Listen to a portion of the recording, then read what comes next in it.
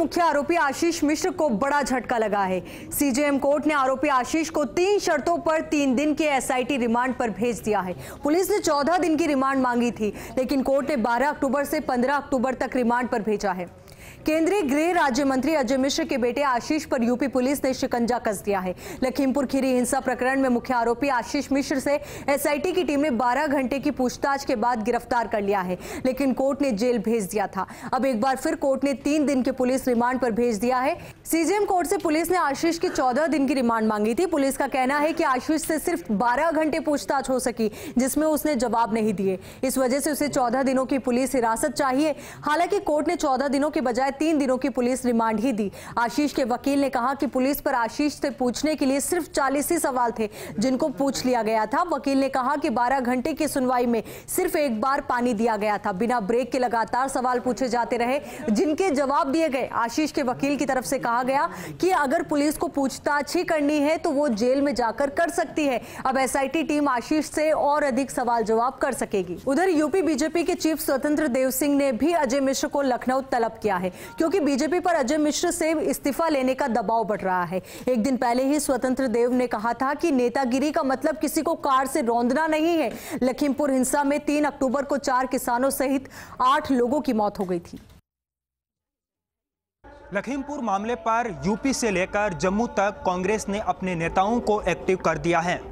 सरकार को घेरने के लिए आज देशव्यापी मौन व्रत के जरिए कांग्रेस के नेताओं ने विरोध प्रदर्शन किया। केंद्रीय गृह राज्य मंत्री अजय मिश्रा को बर्खास्त करने की कांग्रेस नेता मांग कर रहे हैं। जयपुर के सिविल लाइंस फाटक के बाहर सोमवार को मौन व्रत रखा। मौन व्रत में कांग्रेस प्रदेशाध्यक्ष गोविंद सिंह डोटासरा, परिवहन मंत्री प्रताप सिंह खाचरियावास, सरकारी मुख्य सचेतक महेश जोशी समेत कई नेता शामिल हुए। दिल्ली कांग्रेस ने लखीमपुर कांड को लेकर किसानों के साथ एकजुटता दिखाते हुए जंतर मंतर पर मौन व्रत रखा। जम्मू कश्मीर के कांग्रेस प्रभारी रजनी पाटिल और कांग्रेस अध्यक्ष गुलाम अहमद मीर ने पार्टी के अन्य नेताओं और सदस्यों के साथ गवर्नर हाउस के पास मौन प्रदर्शन किया। बिहार कांग्रेस कमेटी के द्वारा भी मौन विरोध कार्यक्रम आयोजित किया गया। तमिलनाडु कांग्रेस ने भी लखीमपुर कांड को लेकर उत्तर प्रदेश सरकार और केंद्र सरकार के खिलाफ विरोध प्रदर्शन किया। कांग्रेस, शिवसेना और एनसीपी की गठबंधन वाली महाविकास अघाड़ी सरकार ने भी लखीमपुर मामले को लेकर प्रदर्शन किया। इस दौरान कई जगह पर पत्थरबाजी की घटनाएं भी सामने आई। वहीं राहुल गांधी ने ट्वीट करके कहा कि मंत्री को बर्खास्त न कर बीजेपी न्याय प्रक्रिया में बाधा डाल रही है। दिल्ली, पंजाब और महाराष्ट्र सहित कई राज्यों ने अपने यहाँ कोयले की कमी के चलते बिजली के संकट का मुद्दा उठाया और केंद्र सरकार से मदद की गुहार लगाई। इसी को लेकर आज गृह मंत्री अमित शाह ने एक बड़ी बैठक की, जिसमें बिजली अधिकारी मौजूद रहे।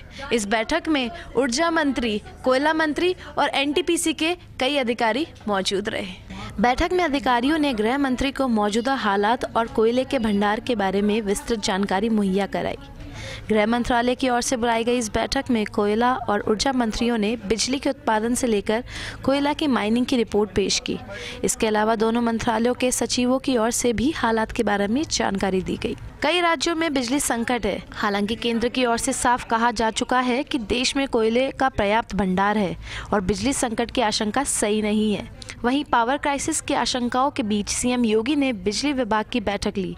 साथ ही राज्य में लगातार बिजली सप्लाई का भरोसा दिया। मुख्यमंत्री योगी आदित्यनाथ ने कहा कि गांव हो या शहर, राज्य में रात में बिजली नहीं कटेगी। इसी को लेकर उन्होंने विभाग से आग्रह किया कि कुछ भी हो जाए, विभाग एक ऐसा कदम उठाए कि राज्य में बिजली ना कटे। अगर जरूरत पड़े तो अतिरिक्त बिजली खरीदे, लेकिन बिजली की सप्लाई चालू रहनी चाहिए। परीक्षा परिणाम घोषित न होने पर भड़के एनएसयूआई के छात्र फूका कॉलेज प्राचार्य का पुतला।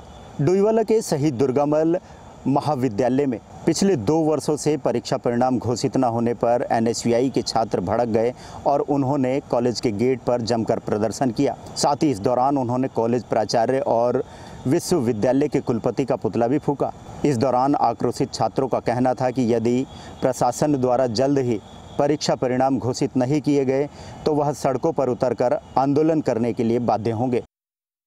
उत्तराखंड विधानसभा चुनाव नजदीक है, ऐसे में चुनाव से ठीक पहले भाजपा को एक बड़ा झटका हाथ लगा है। आपको बता दें, परिवहन मंत्री यशपाल आर्या और उनके बेटे संजीव आर्या आज दिल्ली में कांग्रेस में शामिल हो गए हैं। कांग्रेस की सदस्यता लेकर दोनों नेताओं ने घर वापसी कर ली है। दिल्ली में कांग्रेस राष्ट्रीय प्रवक्ता रणदीप सुरजेवाला, प्रदेश प्रभारी देवेंद्र यादव की उपस्थिति में प्रेस वार्ता में यशपाल आर्या और संजीव आर्या ने घर वापसी कर ली है। इस दौरान नेता प्रतिपक्ष प्रीतम सिंह, प्रदेश अध्यक्ष गणेश गोदियाल और पूर्व सीएम हरीश रावत भी मौजूद रहे। आपको बता दें, यशपाल आर्या बाजपुर और उनके बेटे संजीव आर्या नैनीताल सीट से विधायक है। वहीं यशपाल आर्या पुष्कर सिंह धामी सरकार की कैबिनेट में महत्वपूर्ण पदों पर अपनी सेवाएं दे रहे थे, जिसके बाद अब उन्होंने एक बार घर वापसी करते हुए कांग्रेस की सदस्यता ले ली है।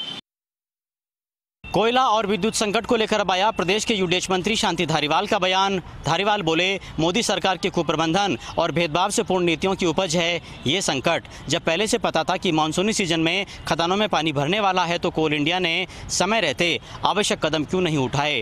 गृहनगर कोटा के अपने प्रवास के दौरान धारीवाल ने आज जनता दरबार लगाकर जनसुनवाई भी की और दर्जनों प्रकरणों का मौके पर ही निस्तारण भी किया। इस दौरान मीडिया से बात करते हुए धारीवाल ने विधानसभा उपचुनावों को लेकर भी बात की और दावा किया कि कांग्रेस प्रदेश में होने जा रहे विधानसभा के सभी उपचुनावों में प्रचंड जीत करेगी। इस दौरान प्रशासन शहरों के संग अभियान को लेकर बात करते हुए धारीवाल ने दावा किया कि अभी तक अभियान में करीब 35,000 पट्टों का वितरण किया जा चुका है और हमारा संकल्प है कि पूरे राजस्थान में हम 10 लाख पट्टे बांटेंगे, भले ही इसके लिए अभियान का समय 1 साल या फिर इससे ज्यादा ही क्यों नहीं बढ़ाना पड़े।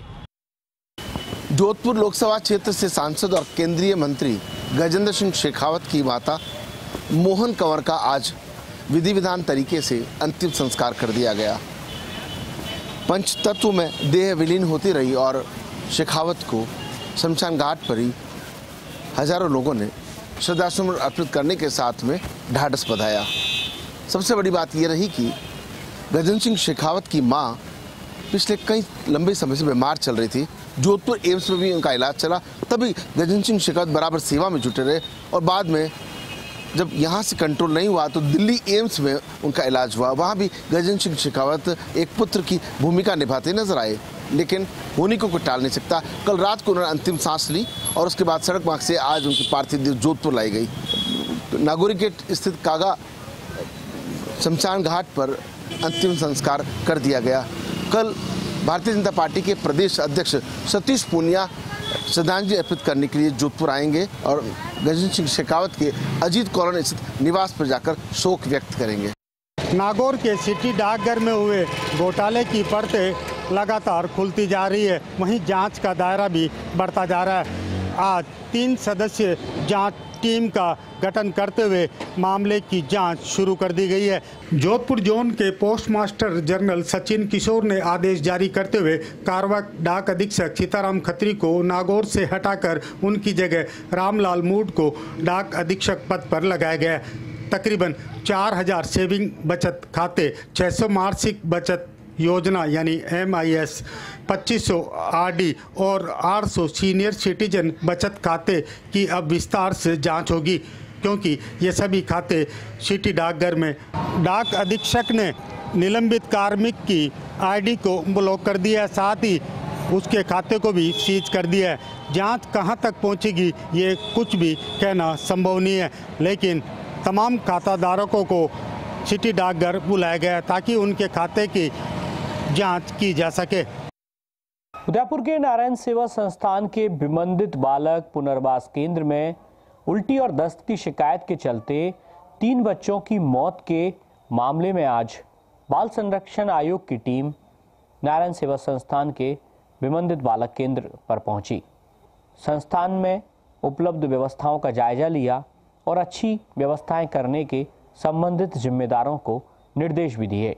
उदयपुर के नारायण सेवा संस्थान के विमंदित बालक पुनर्वास केंद्र में पिछले दिनों 3 बालकों की उल्टी और दस्त की शिकायत के चलते मौत के मामले में आज बाल संरक्षण आयोग की टीम ने पुनर्वास केंद्र का दौरा किया। इस दौरान टीम ने केंद्र पर विभिन्न व्यवस्थाएं देखी और संचालकों को केंद्र पर अच्छे प्रबंध करने के निर्देश दिए। बाल आयोग के सदस्य डॉक्टर शैलेंद्र पंड्या, डॉक्टर विजेंद्र सिंह और नुसरत नकवी ने साफ किया कि विमंदित बालक पुनर्वास केंद्र पर बच्चों की मौत का मामला गंभीर है। इस पूरे मामले को बेहद गंभीर माना और साफ किया कि आयोग की टीम जल्द ही पूर्ण आयोग के समक्ष अपनी रिपोर्ट प्रस्तुत करेगी, जिसके बाद इस पूरे मसले पर राज्य सरकार को अनुशंसा भी भेजी जाएगी।